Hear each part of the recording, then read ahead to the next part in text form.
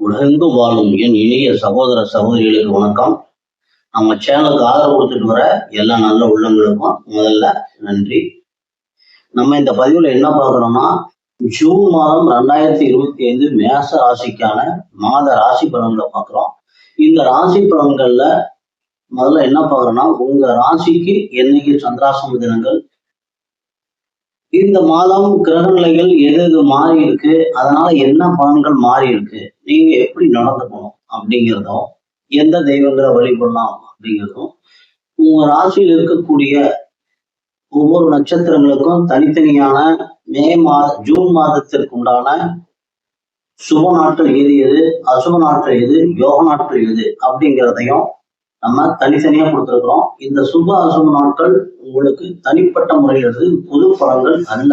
ஏன்னா இதை நீங்க ஒரு பேப்பர்லயோ எதையோ எடுத்து ரெக்கார்ட் பண்ணி வச்சுக்கோங்க. ஒவ்வொரு நாளும் நீங்க வேலை செய்யறப்ப நமக்கு இது எப்படி இருக்கு நாள் அப்படின்னு பார்த்து இதுல பயணம் பண்ணினீங்க அப்படின்னா உங்களுக்கு தோல்வி அப்படிங்கிறதோ, மன சஞ்சலங்கள், போராட்டங்கள் இது எல்லாம் நீங்க தவிர்த்துட்டு சுகமா இருக்கலாம் அப்படிங்கிறதுக்கான ஒரு வழிகாட்டுதலுக்காக தான் இது கொடுத்துருக்குறோம். சில நாட்கள் விடுபட்டிருக்கோம், அது மத்திய பலன்களை தரக்கூடிய நாட்கள். அதை நம்ம பெருசா எடுத்துக்க வேண்டியதில்லை. வாங்க ராசி பலன்களை போகலாம். மேஷ ராசி நேயர்களே, உங்களுடைய ராசிநாதன் மே மாசத்துல போன மாசம் நீச்ச ராசியில் இருந்தார். அதனால உங்களுக்கு வண்டி வாகன யோகங்கள்ல போறது, வீடு வாங்குறது, சகோதர வர்க்கத்துல எல்லாம் நிறைய சிரமங்களை நீங்க சந்திச்சிருப்பீங்க. ஆனா இந்த மாசம் ராசிக்கு 5ஆம் இடம் என்று சொல்லக்கூடிய பூர்வ புண்ணிய புத்திர ஸ்தானத்திற்கு வர்றாரு. ஒரு மனிதனுடைய செல்வாக்கு, அந்தஸ்து இதெல்லாம் உயர்த்தி கொடுக்கக்கூடிய இடத்துக்கு செவ்வாய் பகவான் வர்றாரு.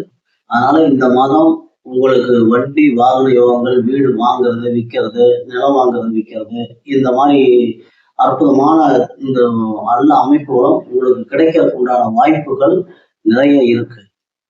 5ஆம் இடத்துல இருக்கிற செவ்வாய் பகவான் உங்க ராசிக்கு 8ஆம் இடத்தையும் 11ஆம் இடத்தையும் 12ஆம் இடத்தையும் பார்வையிடுறாரு.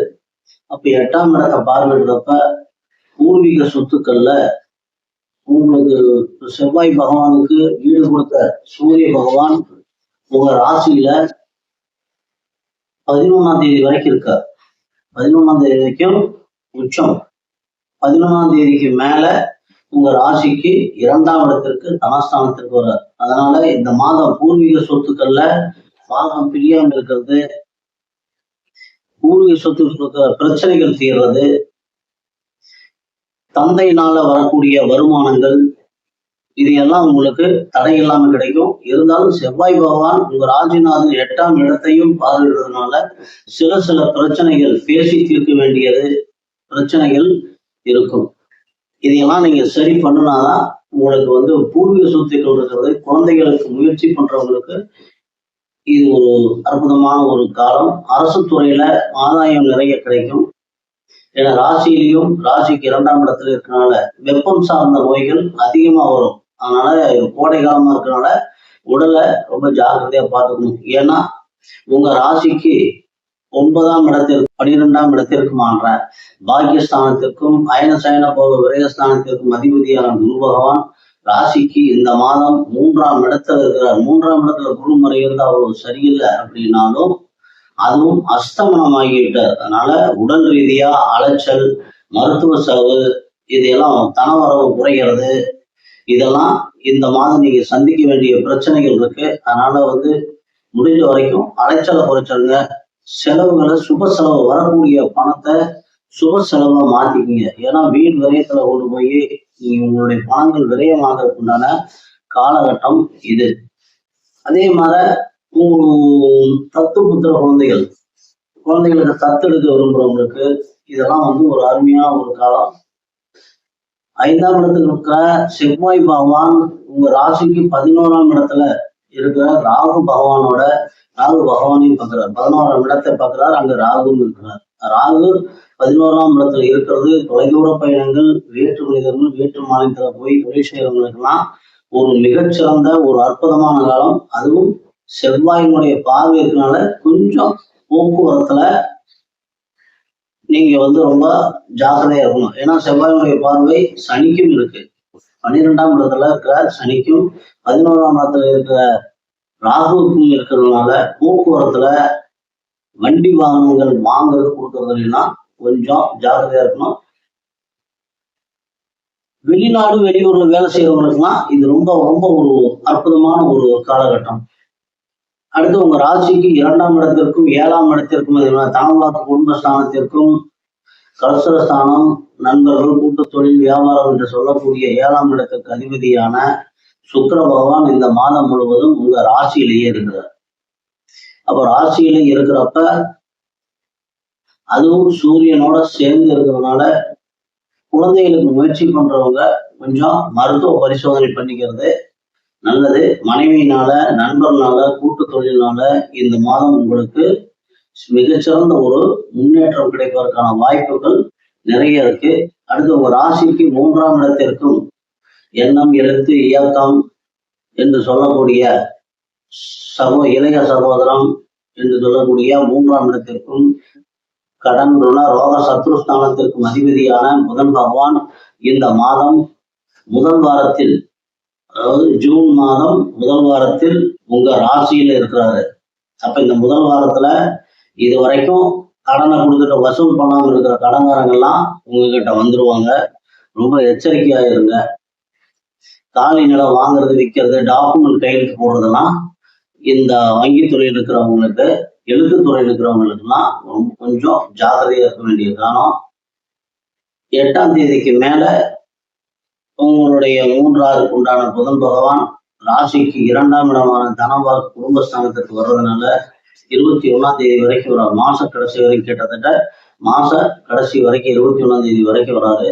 அப்ப நீங்க கேட்காமையும் உங்க கடங்காரம் உணர்ந்து உங்களுக்கு பணத்தை கொடுத்துட்டு போயிடுவாங்க. இந்தாங்க வச்சுக்க பரவாயில்ல கொடுங்க அப்படின்னு சொல்லி கொடுத்துருவாரு. அதே சமயம் 11ஆம் தேதிக்கு மேல 5ஆம் இடத்து அதிபதியான சூரிய பகவானும் 2ஆம் இடத்துக்கு வர்றாரு.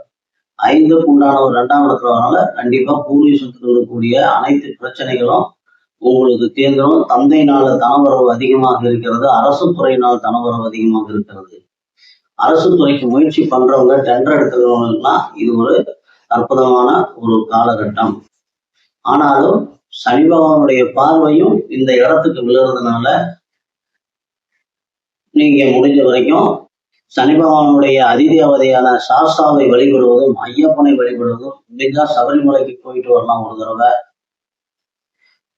ஊனமுற்றவங்களுக்கு, முதியோர்களுக்கு உதவி பண்றதும், ஏழை குழந்தைகளுக்கு உதவி பண்றதும், இதெல்லாம் நீங்க பண்ணிட்டு இருந்தீங்கன்னா எல்லையில இருக்கக்கூடிய கருப்பசாமி வழிபாடு, குலதெய்வ வழிபாடு, இதெல்லாம் நீங்க அதிகமா நீங்க தொடர்ந்து நீங்க செஞ்சுட்டு இருந்தீங்க அப்படின்னா சனி பகவானுடைய பாதிப்புகள் எதுவுமே இருக்காம எல்லாமே சனி கொடுப்பார் எவர் தடுப்பார் அப்படிங்கிற நிலையில உங்களுக்கு சனி பகவான் நிறைந்த அருளை கொடுப்பாரு. ஏன்னா உங்க ராசிக்கு 12ஆம் இடத்துல 7 சனியினுடைய முதல் பாகம் ஆரம்பிச்சிருக்குது.